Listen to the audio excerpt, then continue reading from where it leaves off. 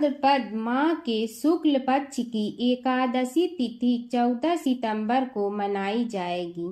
इसे परिवर्तनी एकादशी और पद्या एकादशी के नाम से जाना जाता है। भाद्रपद माह के शुक्ल पक्ष की एकादशी को परिवर्तनी एकादशी का व्रत रखा जाएगा। इस दिन विष्णु जी के वामन स्वरूप की पूजा होती है। मान्यता है कि इससे साधक को मोक्ष की प्राप्ति होती है। कहा जाता है परिवर्तनी एकादशी के दिन श्री हरि की पूजा आराधना के साथ परिवर्तनी एकादशी की व्रत कथा भी सुनी जाती है। परिवर्तनी एकादशी व्रत कथा। भाद्रपद शुक्ल एकादशी की पौराणिक कथा। युधिष्ठिर कहने लगे कि हे भगवान, भाद्रपद शुक्ल एकादशी का क्या नाम है, इसकी विधि तथा इसका महात्म्य कृपा करके कहिए। तब भगवान श्री कृष्ण कहने लगे कि इस पुण्य, स्वर्ग और मोक्ष को देने वाली तथा सब पापों का नाश करने वाली उत्तम वामन एकादशी का महात्म्य मैं तुमसे कहता हूँ, तुम ध्यान पूर्वक सुनिए। यह पद्या परिवर्तनी एकादशी जयंती एकादशी भी कहलाती है। इसका यज्ञ करने से वाजपेय यज्ञ का फल मिलता है। पापियों के पाप नाश करने के लिए इससे बढ़कर कोई उपाय नहीं है।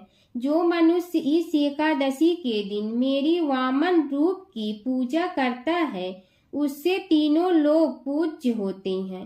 अतः मोक्ष की इच्छा करने वाले मनुष्य इस व्रत को अवश्य करें। जो कमल नयन भगवान का कमल से पूजन करते हैं, वे अवश्य भगवान के समीप जाते हैं। जिसने भाद्रपद शुक्ल एकादशी को व्रत और पूजन किया, उसने ब्रह्मा विष्णु सहित तीनों लोकों का पूजन किया। अतः हरिवासन अर्थात एकादशी का व्रत अवश्य करना चाहिए। इस दिन भगवान करवट लेते हैं, इसलिए इसको परिवर्तनी एकादशी भी कहते हैं। भगवान के वचन सुनकर युधिष्ठिर बोले कि भगवान, मुझे अति संदेह हो रहा है कि आप किस प्रकार सोते और करवट लेती हैं तथा किस तरह राजा बलि को बांधा और वामन रूप रख कर क्या क्या लीलाएं की। चतुर्मास के व्रत की क्या विधि है तथा आपके शयन करने पर मनुष्य का क्या कर्तव्य है, सो आप मुझसे विस्तार से बताइए। श्री कृष्ण कहने लगे कि हे राजन, अब आप सब पापों को नष्ट करने वाली कथा का श्रवण करें। त्रेता युग में बलि नामक एक दैत्य था। वह मेरा परम भक्त था। विविध प्रकार के वेद सूक्तों से मेरा पूजन किया करता था और नित्य ही ब्राह्मणों का भोजन तथा यज्ञ के आयोजन करता था। लेकिन इंद्र से द्वेष के कारण उसने इंद्रलोक तथा सभी देवताओं को जीत लिया। इस कारण सभी देवता एकत्र होकर सोच विचार कर भगवान के पास गए। बृहस्पति सहित इंद्रादिक देवता प्रभु के निकट जाकर और नतमस्तक होकर वेद मंत्रों द्वारा भगवान का पूजन और स्तुति करने लगे। अतः मैंने वामन रूप धारण करके 5वां अवतार लिया और फिर अत्यंत तेजस्वी रूप से राजा बलि को जीत लिया। इतना वार्ता सुनकर राजा युधिष्ठिर बोले कि हे जनार्दन, आपने वामन रूप धारण करके उस महाबली दैत्य को किस प्रकार जीता। श्री कृष्ण कहने लगे, मैंने वामन रूपधारी ब्रह्मचारी बलि से 3 पग भूमि की याचना करते हुए कहा, ये मुझको 3 लोक के समान है और हे राजन, यह तुमको अवश्य ही देनी होगी। राजा बलि ने इसे तुच्छ याचना समझकर 3 पग भूमि का संकल्प मुझको दे दिया और मैंने अपने त्रिविक्रम रूप को बढ़ाकर यहाँ तक कि भूलोक में पद, भूलोक में जांघा, स्वर्गलोक में कमर, महलोक में पेट, जनलोक में हृदय, यमलोक में कंठ की स्थापना कर सत्यलोक में मुख, उसके ऊपर मस्तक स्थापित किया। सूर्य, चंद्रमा आदि सब ग्रह गण, योग, नक्षत्र, इंद्रादिक देवता और शेष आदि सब नागगणों ने विविध प्रकार से वेद सूक्तों से प्रार्थना की। तब मैंने राजा बलि का हाथ पकड़कर कहा कि हे राजन, एक पद से पृथ्वी, दूसरे से स्वर्गलोक पूर्ण हो गए, अब तीसरा पग कहाँ रखूं? तब बलि ने अपना सिर झुका लिया और मैंने अपना पैर उसके मस्तक पर रख दिया, जिससे मेरा वह भक्त पाताल को चला गया। फिर उसकी विनती और नम्रता को देखकर मैंने कहा कि हे बलि, मैं सदैव तुम्हारे निकट ही रहूंगा। ब्रीलोचन पुत्र बलि से कहने पर भाद्रपद शुक्ल एकादशी के दिन बलि के आश्रम पर मेरी मूर्ति स्थापित हुई। इसी प्रकार दूसरे क्षीर सागर में शेषनाग के स्पष्ट पर हुई। हे राजन, इस एकादशी को भगवान शयन करते हुए करवट लेते हैं, इसलिए तीनों लोकों के स्वामी भगवान विष्णु का उस दिन पूजन करना चाहिए। इस दिन तांबा, चांदी, चावल और दही का दान करना उचित है। रात को जागरण अवश्य करना चाहिए। जो विधि पूर्वक इस एकादशी का व्रत करते हैं वे सब पापों से मुक्त होकर स्वर्ग में जाकर चंद्रमा के समान प्रकाशित होते हैं और यश पाते हैं।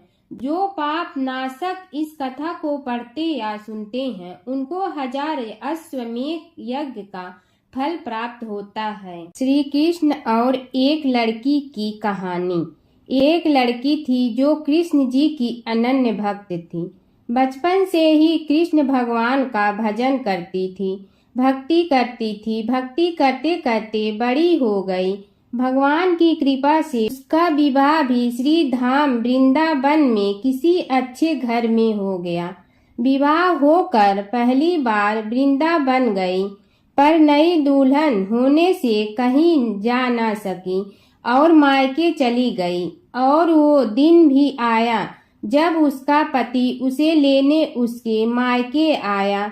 अपने पति के साथ फिर वृंदावन पहुंच गई। पहुंचते पहुंचते उसे शाम हो गया।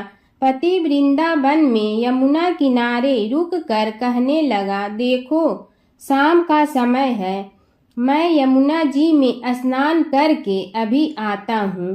तुम इस पेड़ के नीचे बैठ जाओ और सामान की देख रेख करना पड़ेगा।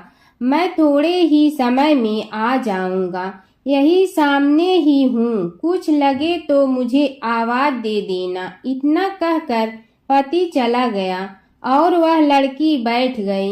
अब एक हाथ लंबा घूंघट निकाल रखा है, क्योंकि गांव है, ससुराल है, और वहीं बैठ गई। मन ही मन विचार करने लगी कि देखो ठाकुर जी की कितनी कृपा है। उन्हें मैंने बचपन से भजन और उनकी कृपा से मेरा विवाह भी श्री धाम वृंदावन में हो गया। मैं इतने वर्षों से ठाकुर जी को मानती हूँ, परंतु अब तक उनसे कोई रिश्ता नहीं जुड़ा।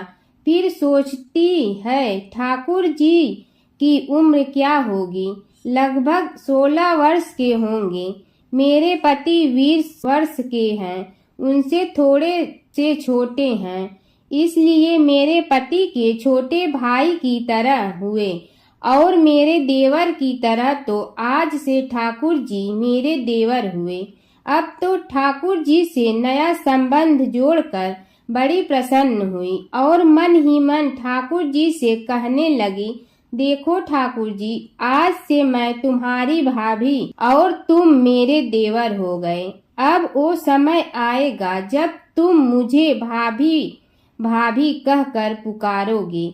इतना सोच ही रही थी, तभी एक 10-15 वर्ष का बालक आया और उस लड़की से बोला, भाभी भाभी। लड़की अचानक अपने घर से बाहर आई और सोचने लगी, वृंदावन में तो मैं नई हूँ, ये भाभी कहकर कौन बुला रहा है।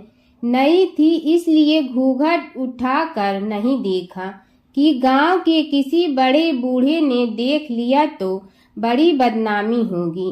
अब वह बालक बार बार कहता, पर वह उत्तर न देती। बालक पास आया और बोला, भाभी नेक अपना चेहरा तो दिखाओ। अब वह सोचने लगी, अरे ये बालक तो बड़ी जिद कर रहा है, इसलिए कस के घूंघट पकड़ कर बैठ गई कि कहीं घूंघट उठाकर देख न ले। लेकिन उस बालक ने जबरदस्ती घूंघट उठाकर चेहरा देखा और भाग गया। थोड़ी देर में उसका पति आ गया। उनसे सारी बात अपने पति से कही। पति ने कहा, तुमने मुझे आवाज क्यों नहीं दी? लड़की बोली, वह तो इतने में भाग गया। पति बोला, चिंता मत करो, वृंदावन बहुत बड़ा थोड़े ही है। कभी किसी गली में खेलता मिल गया तो हड्डी पसली एक कर दूंगा, फिर कभी ऐसा नहीं कर सकेगा। तुम्हें जहां भी दिखे मुझे जरूर बताना। फिर दोनों घर गए। कुछ दिन बाद उसकी सास ने अपने बेटे से कहा, बेटा देख, तेरा विवाह हो गया है, बहू मायके से भी आ गई, पर तुम दोनों अभी तक बाके बिहारी जी के दर्शन के लिए नहीं गए। कल जाकर बहू को दर्शन करा कर लाना। अब अगले दिन दोनों पति पत्नी ठाकुर जी के दर्शन के लिए मंदिर जाते हैं। मंदिर में बहुत भीड़ थी। लड़का कहने लगा, देखो तुम स्त्रियों के साथ आगे जाकर दर्शन करो, मैं भी आता हूँ। अब वह आगे गई, पर घूंघट नहीं उठाती। उसे डर लगता, कोई बड़ा बूढ़ा देखेगा तो कहेगा, नई बहू घूंघट के बिना घूम रही है। बहुत देर हो गई। पीछे से पति ने आकर कहा, अरे बावली, बिहारी जी सामने हैं, घूंघट काहे नहीं खोली? घूंघट ना खोलेगी तो दर्शन कैसे करेगी? अब उसने अपना घूंघट उठाया और जो बाके बिहारी जी की ओर देखा तो बाके बिहारी जी की जगह वही बालक मुस्कुराता हुआ दिखा। तो एकदम से चिल्लाने लगी, सुनिए, जल्दी आइए। पति पीछे से भागा आया। बोला, क्या हुआ? लड़की बोली, उस दिन जो मुझे भाभी भाभी कहकर भागा था, वह बालक मिल गया। पति ने कहा, कहाँ है? अभी उसे देखता हूँ। तो ठाकुर जी की ओर इशारा करके बोली, ये रहा, आपके सामने ही तो है। उसके पति ने जो देखा तो वो आश्चर्यचकित रह गया और वहीं मंदिर में ही अपनी पत्नी के चरणों में गिर पड़ा। बोला, तुम धन्य हो, वास्तव में तुम्हारे हृदय में सच्चा भाव ठाकुर जी के प्रति है। मैं इतने वर्षों से वृंदावन में हूँ, मुझे आज तक उनके दर्शन नहीं हुए, और तेरा भाव इतना उच्च है कि बिहारी जी के तुझे दर्शन हुए। बोलो जय श्री राधे कृष्णा।